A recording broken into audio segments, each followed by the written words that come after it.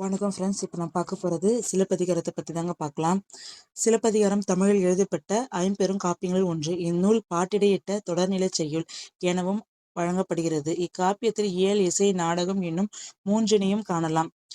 போஉ என்பது பொது ஊழி என்பதன் சுருக்கம். பொது ஊழி என்பது கிபி என்று அழைக்கப்படுகிறது.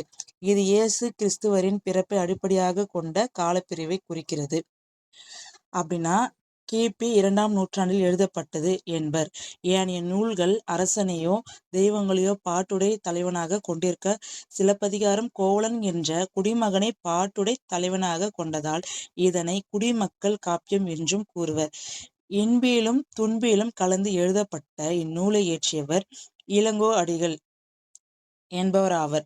இவர் புகழ்பெற்ற சேர மன்னன் செங்குட்டுவனுடைய தம்பி என கருதப்படுகிறது. இந்த வீடியோ உங்களுக்கு பிடிச்சிருந்தா லைக் பண்ணுங்க, ஷேர் பண்ணுங்க, கமெண்ட் பண்ணுங்க, மறக்காம சப்ஸ்கிரைப் பண்ணுங்க. தேங்க்யூ.